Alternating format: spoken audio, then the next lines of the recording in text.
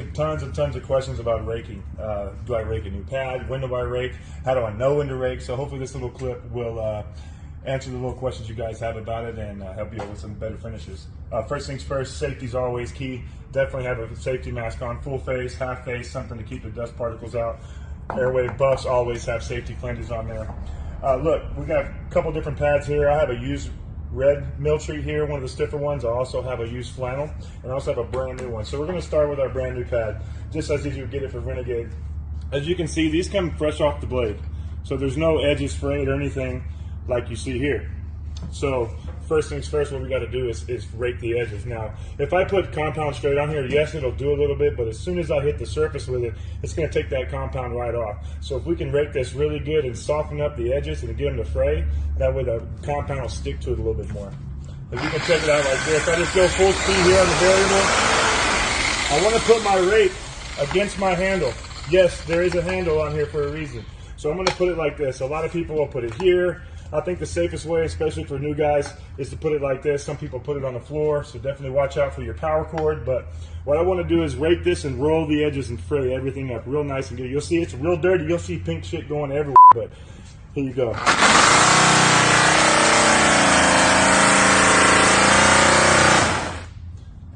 I don't want to go all the way, that way you can see. So if you look here, all these edges here are frayed, but I do have some over here that aren't. So I'm going to rake it again, really rolling it to get my edges until I get it completely raked.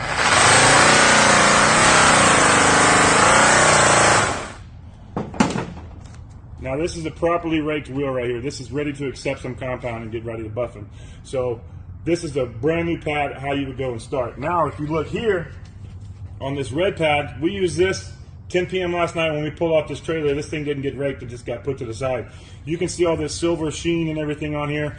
What this is old burnt on compound. You hear some people talk on videos online saying this is actual aluminum on here and stuff like that. I mean, that may be true. There might be a little bit of aluminum particles and stuff on here, but mainly this is old burnt on compound. So the importance of raking is to fray your edges for your new pad, but also to keep your buffing pad clean.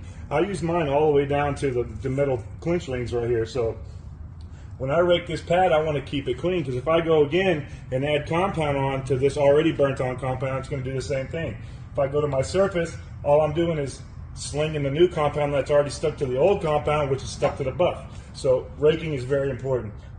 In the past, I haven't raked as much on my initial pass when I'm using brown. I'm really talking about on aluminum, because there's nothing really in the brown bars that can burn.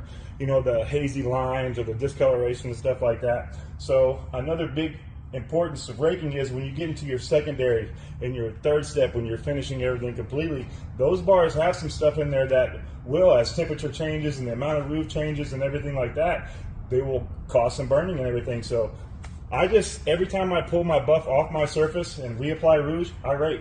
So once I see my black line starting to run out, I'll rake and I'll reapply rouge. So now what we have here is our flannel buff. Our flannel buff is really, really soft. So I don't want to rake this pad like I would rake my brand new pad or my mill treat. So really, I have a couple of worn down rakes that I use with my flannel, and I get them real soft. You don't have to work them as much because you see the material, you just clean it off real nice and easy. But these, again, you can use all the way down. So raking is very, very important, especially if you're looking for that perfect finish. So it's definitely important that you have your safety gear on for sure, your gloves, your ear gear, and your face and mouth respiratory gear. And hopefully this helps answer some of the tips and questions you guys have had. So Renegade tip of the day, we out.